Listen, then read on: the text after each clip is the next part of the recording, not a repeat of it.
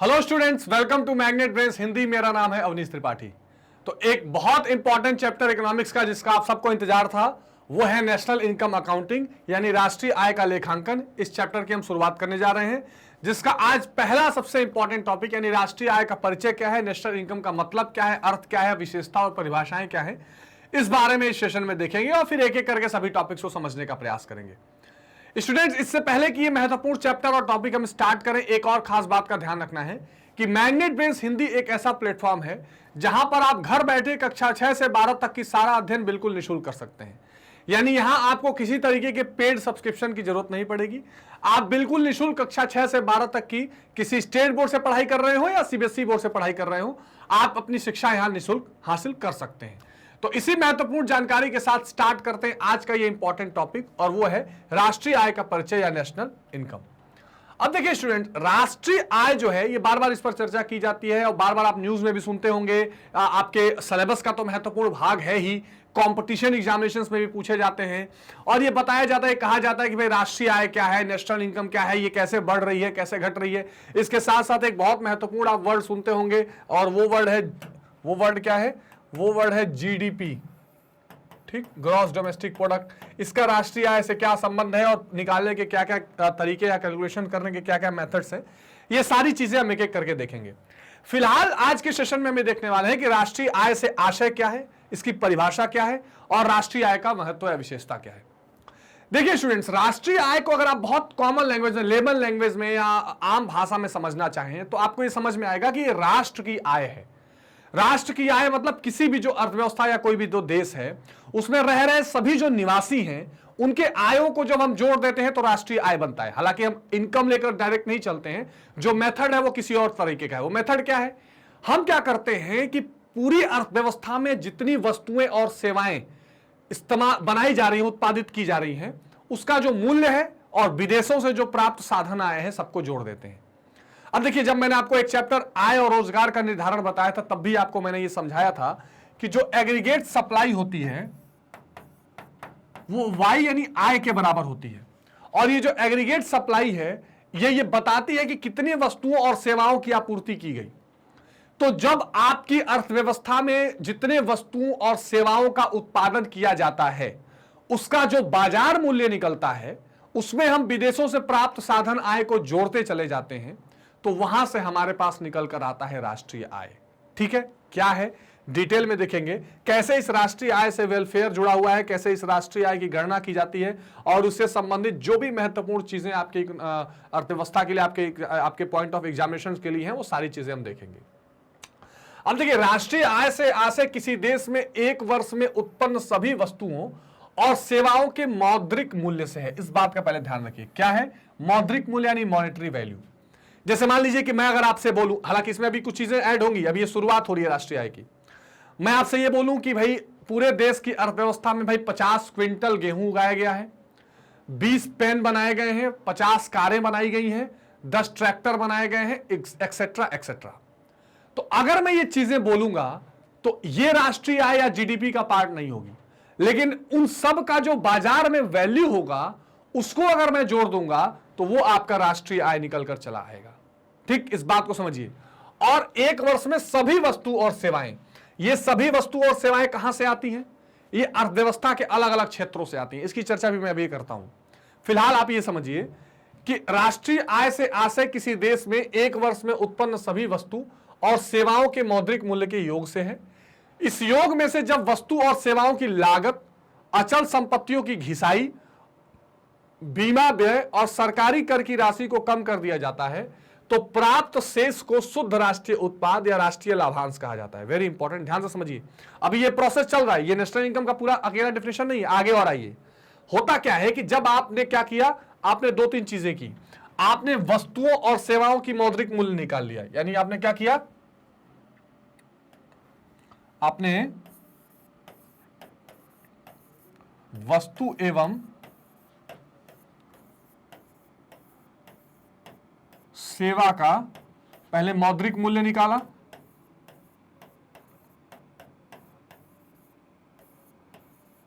अब ये मौद्रिक मूल्य का मतलब बाजार पे उसकी क्या कीमत है। इन शॉर्ट इसी को जीडीपी कहते हैं, मैं डिटेल में चर्चा इसकी करूंगा।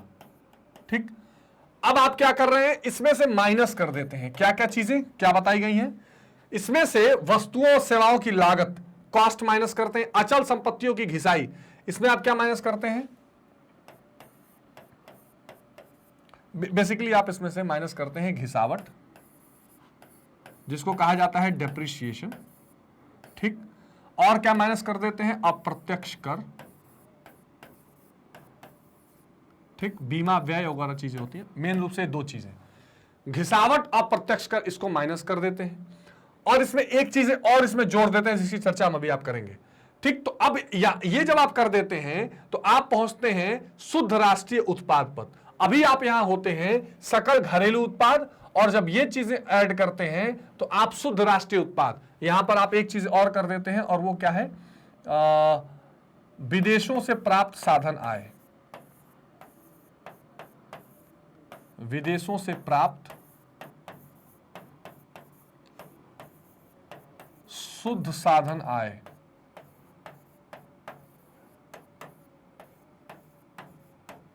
ये प्रोसेस आप करते हैं। ठीक, इसी राष्ट्रीय लाभांश को उत्पादन के विभिन्न साधनों में बांटा जाता है। तो यहां से आप पहुंच जाते हैं तब शुद्ध राष्ट्रीय आय, शुद्ध राष्ट्रीय आय, जिसको कहा जाता है net national product at factor cost, और ये आपकी राष्ट्रीय आय होती है। कुल मिलाकर आप क्या करते हैं, देश में वस्तु और सेवाओं का मौद्रिक मूल्य निकालते हैं, इसमें घिसावट अप्रत्यक्ष माइनस करके विदेशों से जो शुद्ध प्राप्त साधन आय हो रहा है, इनको जोड़ते हैं तो आप शुद्ध राष्ट्रीय आय पर पहुंचते हैं, नेट नेशनल प्रोडक्ट। ठीक, ये इंपॉर्टेंट बात, इस बात को पहले आप समझ लीजिए। यानी आप राष्ट्रीय आय को अगर निकालेंगे तो आप वस्तु और सेवाओं के मौद्रिक मूल्य को निकालेंगे और कुछ चीजें माइनस करके, और उसमें विदेशों से प्राप्त जो साधन आय है उसको हमने ऐड कर दिया। ठीक है, समझ में आ गई बात। अब क्या है सबसे इंपॉर्टेंट बात, इसी राष्ट्रीय लाभांश को, उसको राष्ट्रीय लाभांश भी कहते हैं, उत्पादन के विभिन्न साधनों में बांटा जाता है। This is very important line. उत्पादन के विभिन्न साधनों में बांटा जाता है का क्या मतलब है, देखिए इस पूरी अर्थव्यवस्था में जो भी राष्ट्रीय आय आप पढ़ रहे हैं, वो राष्ट्रीय आय का एक मतलब ये भी है कि हर व्यक्ति की जो आय पूरे देश में है उसका योग, और इन व्यक्तियों की आय बनती कहां से है, इसी उत्पादन से बनती है। जो आप वस्तुओं और सेवा, ये जो राष्ट्रीय उत्पाद आप देख रहे हैं, ये जो आपने वस्तु और सेवाओं का मौद्रिक मूल्य ये सब देखा, ये कहीं ना कहीं बनी होंगी ना वस्तु और सेवाएं, तो उनको बना कौन रहा है, जो बना रहा है वही इनकम कमा रहा है, वही राष्ट्रीय आय होती है। तो उत्पादन के जो साधन है कुल मिलाकर, उनमें ये राष्ट्रीय आय डिवाइडेड होती है। जैसे उत्पादन के साधन कौन से हैं, क्योंकि फैक्टर इनकम ही नेशनल इनकम होती है। अब ये उत्पादन के साधन कौन कौन से हैं, तो पहला क्या है, श्रम, जिसको कहते हैं लेबर। दूसरा क्या है, पूंजी, जिसको कहते हैं कैपिटल। तीसरा क्या है, भूमि, जिसको दिखाते हैं लैंड। इस बात को ध्यान से समझ लीजिए, पूरे चैप्टर में ये काम आने वाला है। और चौथा कहते हैं उद्यमी या साहसी या एंटरप्रेन्योर। ठीक, इन्वेस्टर कह सकते हैं आप इसको। ठीक, अब ध्यान से समझिए, ये चार उत्पादन के साधन हैं, और इनको क्या मिलता है, उपहार मिलता है उत्पादन के साधन के लिए। किनके द्वारा, फर्मों के द्वारा। इसकी चर्चा भी करूंगा मैं। तो जो लेबर होता है, उस लेबर को क्या मिलता है, इस लेबर को मिलता है वेतन, पारिश्रमिक,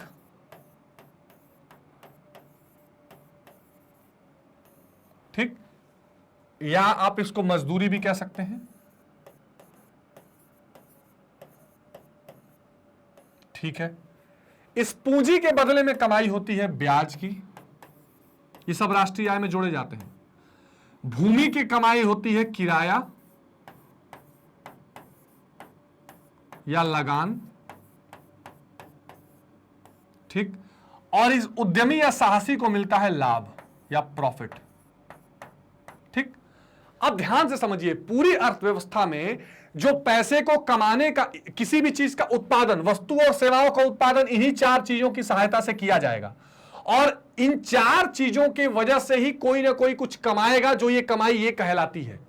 और इसी को आप क्या करते हैं, इन सब के कमाइयों को जोड़ देंगे तो राष्ट्रीय आय हो जाएगा, या आप कह लीजिए कि इन सब की मदद से जो भी वस्तु और सेवाएं उत्पादन की जाएंगी वो राष्ट्रीय आय में चली जाएंगी। आ रही बात समझ में? बहुत ध्यान से समझिएगा। इसीलिए यहां एक लाइन का इस्तेमाल किया गया है कि राष्ट्रीय लाभांश को उत्पादन के विभिन्न साधनों में बांटा जाता है।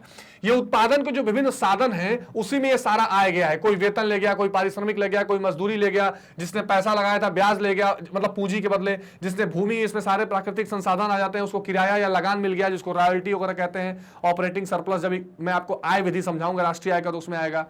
जो उद्यमी या साहसी था, जो इंटरप्रेन्योर, जिसने पैसा लगाया और लाभ कमा गया, तो पूरा राष्ट्रीय आय इन्हीं उत्पादन के साधनों में डिवाइडेड होती है। इस बात का आप विशेष रूप से ध्यान रखेंगे, ठीक है? This is very very important.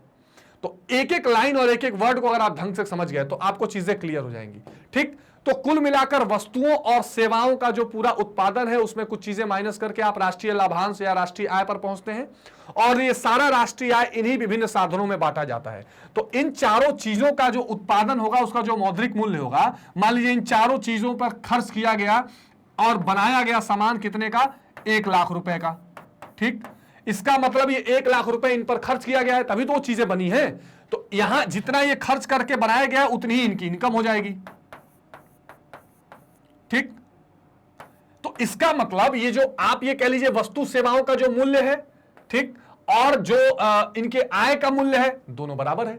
इसलिए चाहे आप उत्पादन के हिसाब से निकाल लीजिए या इनके आय के हिसाब से निकाल लीजिए, राष्ट्रीय आय एक ही होगी। इसीलिए कहा जाता है कि जो वस्तुओं और सेवाओं का, क्योंकि देखिए वस्तु और सेवाओं का उत्पादन तो यही करेंगे, उत्पादन के साधन, और इनको इसके बदले जो पैसा जा रहा है यहां जा रहा है, तो जितना उत्पादन पे खर्च हो रहा है उतना ही पैसा इनके पास जा रहा है, इसलिए दोनों बराबर होते हैं। तो इसलिए राष्ट्रीय आय जो है ये विभिन्न साधनों में बांटी जाती है। जिस प्रकार किसी व्यक्ति का आर्थिक कल्याण उसकी आय पर निर्भर करता है, उसी प्रकार राष्ट्र का आर्थिक कल्याण राष्ट्रीय आय पर निर्भर करता है। इस बात का ध्यान रखिए। तो राष्ट्रीय आय किस बात पर निर्भर करता है कि अभी और डेफिनेशन हम देखेंगे। राष्ट्रीय आय जो है देश के राष्ट्रीय कल्याण का कारक होता है। दो कंट्री का अभी एनसीईआरटी में मेंशन किया गया है, जीडीपी एंड वेलफेयर, उससे संबंधित ये लाइन है, मैं उस पर भी चर्चा करूंगा। तो जिस तरह किसी व्यक्ति की जो आय होगी वो उसके कल्याण या उसके वेलफेयर की बात करेगी, जो राष्ट्रीय आय होगी वो राष्ट्र के कल्याण या राष्ट्र के वेलफेयर की बात करती है। इस बात का आपने ध्यान रखना है। अब कुछ परिभाषाओं या स्टेटमेंट्स को देख लेते हैं। फिशर ने कहा कि राष्ट्रीय लाभांश अथवा आय में केवल वे ही सेवाएं सम्मिलित होती हैं जो अंतिम रूप से उपभोक्ताओं को प्राप्त होती हैं, भले ही ये वस्तुएं भौतिक व मानवीय वातावरण से प्राप्त हुई हैं। एक बात और यहां ध्यान लीजिए, अंतिम वस्तुएं, अब इसकी चर्चा अलग से भी होगी। जो वस्तु और सेवाएं अंतिम रूप से प्राप्त हैं, यानी फाइनल गुड्स। देखिए दो तरह की चीजें होती हैं। एक होती है अंतिम वस्तु, समझते चलिए एक एक पॉइंट को, और एक होता है मध्यवर्गीय वस्तु या मध्यवर्ती वस्तु, ठीक। तो अंतिम वस्तु ये होता है जो एकदम यूज करने के लिए तैयार है, जो प्रोडक्शन के प्रोसेस से बाहर आ चुका है, अब ये उत्पादन के फिर प्रोसेस में नहीं जाने वाला है, उत्पादन के चक्र को क्रॉस कर चुका है, आप सीधे उसका यूज कर, जैसे पेन है, मैं इसका सीधा यूज कर रहा हूं, दूसरा इसका कोई यूज नहीं है। मध्यवर्ती वस्तुएं होती हैं, इंटरमीडिएरी गुड्स कहते हैं, जिनका इस्तेमाल करके अभी कुछ और चीजें बनाई जा सकती हैं, लेकिन इन चीजों को हम राष्ट्रीय आय में शामिल नहीं करते। तो जो वस्तु और सेवाएं अंतिम रूप से उपभोक्ताओं को प्राप्त होने वाली हैं उनको शामिल किया जाता है। भारतीय राष्ट्रीय आय समिति कहती है कि राष्ट्रीय आय का अनुमान एक निश्चित समय में वस्तुओं और सेवाओं के बगैर दोहरी गणना के मान के है। दोहरी गणना मतलब डबल काउंटिंग को छोड़ना है, मतलब आपने मध्यवर्ती वस्तुओं को नहीं शामिल करना है, केवल फाइनल गुड्स को शामिल करना है। जैसे मान लीजिए मैं ये बोलूं कि अभी हमने कहा ना वस्तु और सेवाओं का कुल योग, तो मान लीजिए 1 केजी गेहूं है,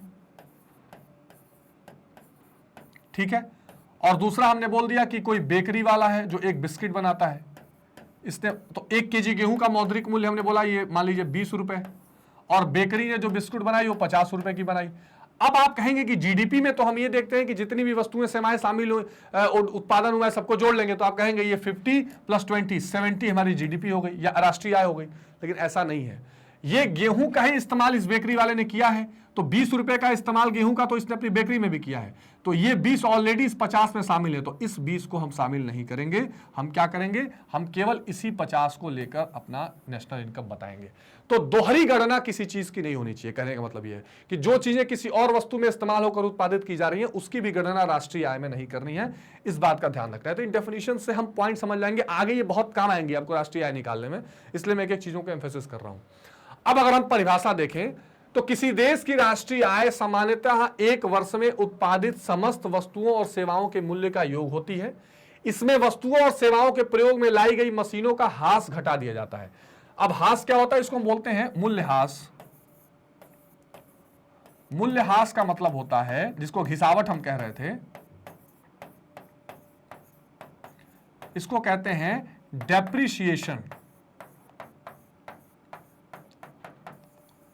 डेप्रिसिएशन मतलब क्या होता है, जैसे मान लीजिए मेरे पास कोई कार है, उस कार को मैं चला रहा हूं, अब हम बोलते हैं ना 2010 मॉडल है तो 2022 में सस्ती बिकेगी, तो आप जनरली जब यूज करते रहते हैं तो उसकी वैल्यू में जो कमी आती है, वियर एंड टियर होता है, जो उसमें खराबी आती है, उसके जो चमक होती है नीचे आ जाती है, मशीनें दिक्कतें करने लगती हैं, इस चीज को कहते हैं डेप्रिसिएशन या घिसावट। तो उस चीज को हम क्या करते हैं, घटा दिया जाता है, और विदेशों में वस्तु और सेवाओं के आयात निर्यात से जो शुद्ध आय होती है उसको जोड़ दिया जाता है। यानी कुल मिलाकर आपने जो एक वर्ष के अंदर वस्तु और सेवाओं का उत्पादन किया वो ले लीजिए, उसमें से जो वस्तुओं और सेवाओं की वैल्यू में कमी आई, घिसावट, उसको माइनस कर दीजिए, और विदेशों से जो शुद्ध आय, शुद्ध आय मतलब कितना आपको बाहर पैसा देना पड़ रहा है, कितना बाहर से पैसा आपको मिल रहा है, उसका अंतर जो होता है, उसको अगर आप जोड़ देंगे तो आप राष्ट्रीय आय पर पहुंच जाएंगे। इसकी डिटेल चर्चा हम फॉर्मूलों में करेंगे। अब कुछ विशेषताओं की बात करें तो राष्ट्रीय आय का गणना का संबंध किसी राष्ट्र विशेष से होता है, ये इंपॉर्टेंट बात है ना। किसी एक पर्टिकुलर देश की राष्ट्रीय आय की बात की जाती है। राष्ट्रीय आय की गणना में उन सभी वस्तुओं और सेवाओं का शामिल किया जाता है जिनका विनिमय मूल्य होता है, ये बहुत इंपॉर्टेंट बात है। विनिमय मूल्य का मतलब क्या है, देखिए हमने तो ये तो कह दिया कि सभी वस्तुओं और सेवाओं का जो उत्पादन का जो मौद्रिक मूल्य होगा उसको हम शामिल करेंगे। अब मान लीजिए कुछ ऐसी सेवाएं हैं जिनका कोई विनिमय मूल्य ही नहीं है, जैसे घर में आप देखते होंगे आपके सिस्टर, मदर या फादर कोई भी घर का अगर काम करे, पूरे दिन हार्डवर्क करके घर का काम करते हैं, पर उसका कोई पैसा थोड़ी दिया जाता है, उसका कोई एक्सचेंज वैल्यू नहीं है। तो जिस चीज का कोई मार्केट वैल्यू या एक्सचेंज वैल्यू या विनिमय मूल्य नहीं है वो नहीं शामिल किया जाएगा। जो चीजें पैसे में बिक रही होंगी बस वही शामिल किया जाएगा। राष्ट्रीय आय की गणना में प्रत्येक वस्तु और सेवा का मूल्य एक बार शामिल किया जाता है, बार बार आप इसमें यानी डबल अकाउंटिंग नहीं करेंगे, किसी भी एक चीज को बार बार शामिल नहीं करेंगे। गणना की दृष्टि से राष्ट्रीय आय प्राय एक वर्ष की अवधि संबंधित होती है। एक टाइम पीरियड हमेशा लगा होता है राष्ट्रीय आय में कि इतने देर में राष्ट्रीय आय बढ़ रही है, एक साल में कि कितने देर में। राष्ट्रीय आय की गणना उत्पादन के साधनों को मिलने वाले पुरस्कार के आधार पर की जा सकती है, जो मैं आपकी चर्चा यहां कर रहा था। ये उत्पादन के साधन है, ये उनको उपहार या पुरस्कार मिल रहे हैं, और इसी हिसाब से आप राष्ट्रीय आय का कैलकुलेशन करते हैं। ठीक, तो ये आप बात ध्यान रखेंगे। ऐसी राष्ट्रीय आय को साधन आय पर आधारित आय कहते हैं। तो फैक्टर इनकम पर आधारित ये आय है। साधन आय मतलब उत्पादन, जहां जहां आगे पूरे चैप्टर में साधन आय का बार बार इस्तेमाल आएगा। एक साधन आय आएगा, एक हस्तांतरित आय आएगा। तो साधन आय मतलब उत्पादन के साधनों का उपयोग करके जो हम आय कमा रहे हैं वो चीज। राष्ट्रीय आय की गणना उपभोग व्यय और विनियोग व्यय के योग के आधार पर भी की जाती है। बहुत इंपॉर्टेंट बात है। जब मैं आपको एग्रीगेट सप्लाई बता रहा था, aggregate supply equals to income, income के बराबर एग्रीगेट सप्लाई होती है, और ये किसके बराबर होती है, C+S। जो आपकी आय होती है इसमें दो चीजें होती हैं, या तो उस आय का आप उपभोग करेंगे, ठीक, या उस आय का आप क्या करेंगे, बचत करेंगे। तो इसको जोड़ कर भी राष्ट्रीय आय निकालने का प्रयास किया जाता है कि कितना कंजम्पशन हो रहा है और कितना बचत हो रहा है, वो भी राष्ट्रीय आय का हिस्सा बनती है। तो कुल मिलाकर आप ये कह सकते हैं कि जो एक इकोनॉमी में वस्तुओं और सेवाओं के कुल उत्पादन का योग है। अच्छा, एक और खास बात आपको मैं बता देता हूं जिससे आपका कंसेप्ट और क्लियर हो जाए। ये अर्थव्यवस्था में जो वस्तुओं और सेवाओं का उत्पादन है वो हो कहां से रहा है, क्योंकि इसका एक फॉर्मूला है, उसमें तीनों चीजें आएंगी। देखिए, जो आपकी इकोनॉमी या अर्थव्यवस्था है, इस चीज को समझिए, जो इकोनॉमी या अर्थव्यवस्था आप देख रहे हैं, ठीक है, इसके तीन महत्वपूर्ण बिंदु हैं। इस बात को आप ध्यान रखिए, तीन महत्वपूर्ण क्षेत्र हैं, और यही क्षेत्रों से ये सारा गुड्स एंड सर्विसेज का प्रोडक्शन हो रहा है। इसी तीनों को मिला के आगे आप वैल्यू एडेड मेथड पढ़ेंगे, जो नेशनल इनकम निकालने का एक फॉर्मूला है, तो वहां आपको ये चीजें बिल्कुल क्लियर रहेंगी, तो कोई समस्या नहीं आएगी। ठीक, तो इसमें जो पहला क्षेत्र है इसको कहते हैं, मैंने कई बार इसकी चर्चा पहले भी की है, ठीक है, कई बार इसकी पहले भी चर्चा हुई है।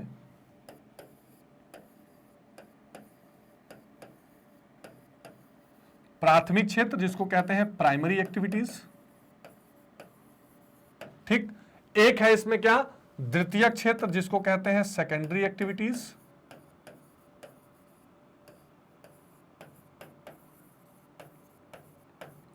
और एक है इसमें तृतीयक क्षेत्र जिसको कहते हैं टर्सरी एक्टिविटीज या टर्सरी सेक्टर। अब ये देखिए, पूरी अर्थव्यवस्था में ये तीन क्षेत्र होते हैं, इन्हीं तीनों क्षेत्रों से सभी वस्तुओं और सेवाओं का उत्पादन किया जाता है। ये जो प्राथमिक क्षेत्र है, यहां पर आपको क्या मिलेगा, कृषि, पशुपालन,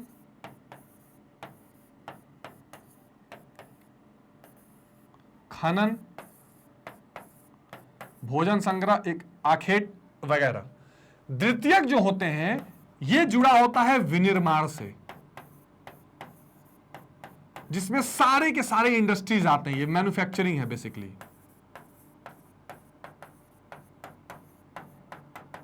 ठीक।